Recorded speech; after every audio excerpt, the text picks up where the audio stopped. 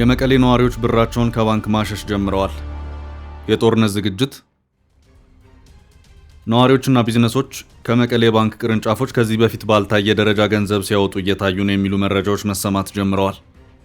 የህወሓት ሰራዊት በአፋር ክልል ከሚገኙ የትግራይ ፒስ ፎርስ እያለ ከሚጠራው ኃይል ጋር ከገጠሙት ጦርነት በኋላ ሁኔታዎች በትግራይ እየተለወጡ መሄዳቸውንና ህዝቡም ወዳልተረጋጋ ህይወት ውስጥ እየገባ እንደሆነ በስፋት የሚገልጹ መረጃዎች በመውጣት ላይ ይገኛሉ።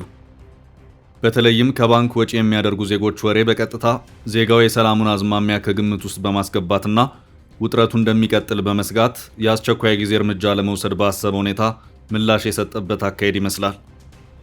ባንኮች ያለመረጋጋቱ ስጋት ውስጥ ከቷቸው አንዳንድ አካባቢዎች ላይ ስራቸውን ለመከወን ሲቸገሩና የባንክ እንቅስቃሴዎች ላይ ጫና ሲፈጠር ታይቷል። በርካታ የንግድ ባንክ ቅርንጫፎች በተለይ የሰሞኑ ውጥረት የነካቸው አካባቢዎች ላይ የሚገኙ ባንኮች አገልግሎት እስከ ማቆም ደርሰዋል። በመቀሌ ዩኒቨርሲቲ አቅራቢያ አሪድ ካምፓስ አካባቢ ላይ የሚገኙ የባንክ ቅርንጫፎች በተለየ ሁኔታ ይህ አገልግሎት የማቆም ችግር እንደገጠማቸው ተነግሯል። ለሁለት ቀናት በሙሉ ባንኮቹ አገልግሎት አቋርጠው እንደነበር ነዋሪዎች ይናገራሉ። የመቀሌ ነዋሪዎች ባልተለመደ ሁኔታ ከሰሞኑ በተፈጠረው ውጥረት ምክንያት የከተማው እምብርት ቦታዎች ላይ ጸጥታ ረቧል በማለት ይናገራሉ። ይህ የሆነው በከተማው አንዳንድ ቦታዎች ላይ ከፍተኛ የጥበቃ ኃይላት እንቅስቃሴ በመስፈኑ እንደሆነ ታውቋል። የህዝብ መጓጓዣ መንገዶችም በተመሳሳይ አገልግሎት ለማቆም ተገደዋል። ትግራይን ከሌላ ኢትዮጵያ ክልሎችና አካባቢዎች ጋር የሚያገናኙ መንገዶች ወይም ኮሪደሮች መስተጓጎል ገጥሟቸዋል። ከነዚህ ኮሪደሮች ዋነኛው በጅቡቲ በኩል ያለው ኮሪደር እንደሚገኝበት መረጃዎች ገልጸዋል። ከአዲስ አበባ ወደ ትግራይና ከትግራይ ወደ አፋር ክልሎች የሚጓዙ የህዝብ ትራንስፖርቶች ተቋርጠዋል። የኢትዮጵያ ንግድ ባንክ አንዳንድ ቅርንጫፎች የጥሬ ገንዘብ እጥረት እንደገጠማቸውና በርካታ የገንዘብ ወጪ ጥያቄዎች እየገጠሟቸው እንደሆነ የባንክ ሰራተኞች ይናገራሉ። በክልሉ ከሚገኙ ቅርንጫፍ ሰራተኞች ባለፈው ጦርነት ላይ ተፈጥሮ የነበረው የገንዘብ እጥረት ምክንያት እስካሁን የዘለቀ ችግር ውስጥ የነበሩ መሆናቸውን እንዲሁም አሁን ላይ እንደ አዲስ የተቀሰቀሰው ግጭት ከቀጠልና የባንክ አገልግሎት ሙሉ ለሙሉ ከተቋረጠ ከባድ ችግር ውስጥ እንደሚገቡ የተናገሩ ይገኙበታል። ባንኮች በቀጣዮቹ ቀናት ገንዘብ መስጠት ሊያቆሙ እንደሚችሉ በህዝቡ መሃል ጥርጣሬ እያየለ መሆኑን ፍንጭ የሚሰጡ እማኞችም ድምፃቸውን ያሰማሉ። የገንዘብ ወጪዎች መበራከት የጀመሩት የክልል ድንበር በመሻገር የተፈጸመውን የአፋር ክልሉን ግጭት ተከትሎ በህዝቡ መሃል በተፈጠረ ያለመረጋጋት ስሜት ነበር። ውጥረቱ ቀጥሎ ህወሓት የፌዴራል መንግስቱን የፕሪቶሪያን ስምምነት በጣሰ መልኩ ጥቃት ፈጽሞብኛል ሲልም ውንጀላ አቅርቧል። ትግራይ በተለይ መቀሌ ውስጥ የተፈጠረው የውጥረት ምክንያት በተለይ በባንኮች እንቅስቃሴ ላይ ያተኮረ ሁኔታ ከዚህ በፊት የሆነውን አጋጣሚ ያስታውሳል። ገንብቶ በማስረከብ የሚታወቀው ዳኮር ሪል ስቴት በመሃል አዲስ አበባ ጀሞ 1 ግንባታቸው 90% እንዲሁም 40% የደረሱ ቤቶችን በ10% ቅድመ ክፍያ ብቻ ለሽያጭ አቀረበ። በአንድ ወለል ላይ 3 አባወራ ብቻ በቂ የሆነ የመኪና ማቆሚያ ከሰፊ አረንጓዴ ስፍራ ጋር አቀረበላችሁ። ባለ 1 መኝታ 80 ካሬ፣ ባለ 2 መኝታ 110 ካሬ እና 118 ካሬ፣ ባለ 3 መኝታ 135 ካሬ 70/30 የባንክ ብድር አመቻችቶ ከ623 ሺህ ብር ቅድመ ክፍያ ጀምሮ የመኖሪያ ቤቶችን ለሽያጭ አቀረበ። ለበለጠ መረጃ በ0911 057674 0933 21 9065 ይደውሉ። ዳኮር ሪል ስቴት በልዩነት የተገነባ።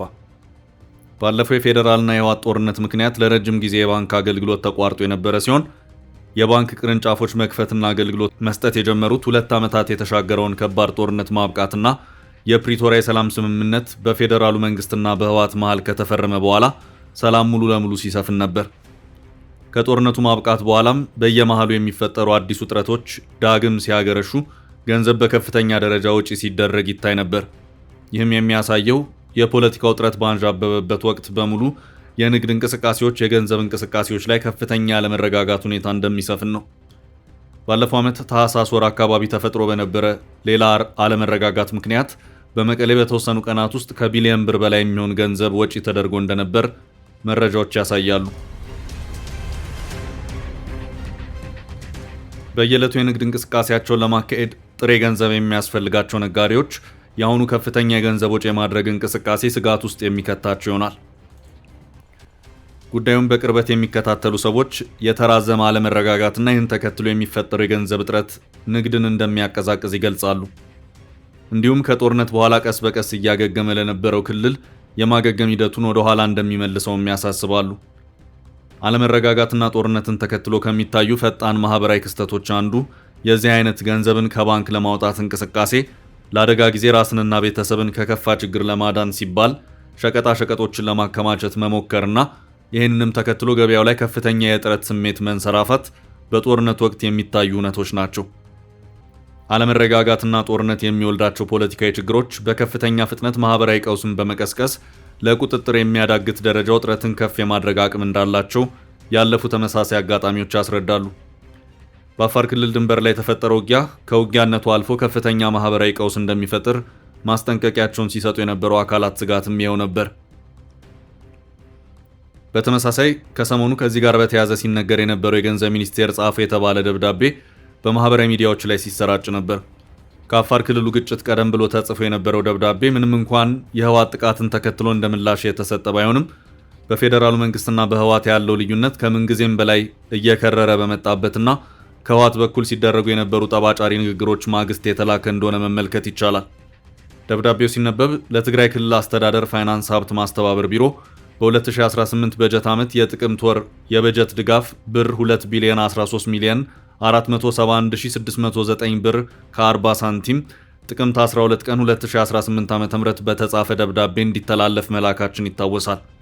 ሆኖም ከላይ የተጠቀሰውን ገንዘብ አስተካክለን መላክ በማስፈለጉ የኢትዮጵያ ንግድ ባንክ ለኢትዮጵያ ብሔራዊ ባንክ እንዲመልስ እንጠይቃለን ይላል። ይህን ደብዳቤ በማህበራዊ ሚዲያ ላይ ያጋሩና አስተያየት የሰጡበት የሚኒስቴሩ ደብዳቤ ምናልባት የህወሓት አካሄድ በመጨረሻ የማይመለስበት ደረጃ ላይ እንደደረሰ በመደምደም የክልሉን በጀት ለማስቀረት ለሁለተኛ ጊዜ በማሰቡ ለንግድ ባንክ የላከው ነው በማለት ግምታቸውን አስፍረውበታል።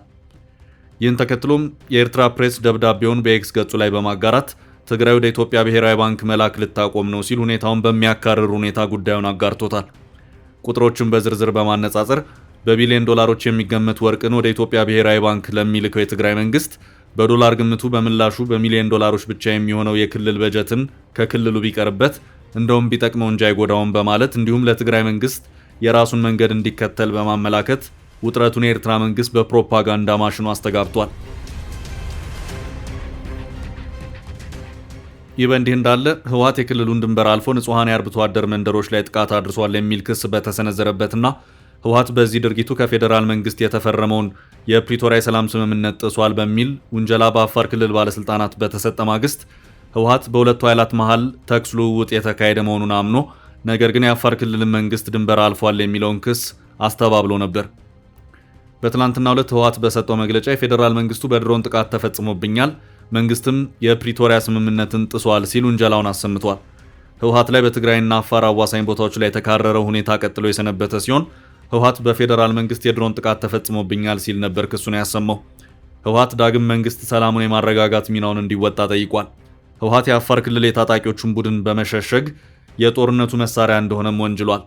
የህወሓት ሊቀመንበር ደብረጽዮን ከብዙ ጊዜ ጸጥታቸው በኋላ ዳግም ብቅ ያሉ ሲሆን በመግለጫቸው የኢትዮጵያ መንግስት የፕሪቶሪያ ስምምነትን እንደጣሰ በማስታወቅ በትግራይና አፋር ክልሎች አዋሳኝ አካባቢዎች ላይ በትግራይ ኃይሎች ላይ የተከፈተውን የድሮን ጥቃት ጠቅሰው የፌዴራል መንግስቱን ወንጅለዋል። ፓርቲው ጥቃቱ የሰው ሕይወትና ንብረት ላይ ጉዳት ማድረሱን አስታውቋል።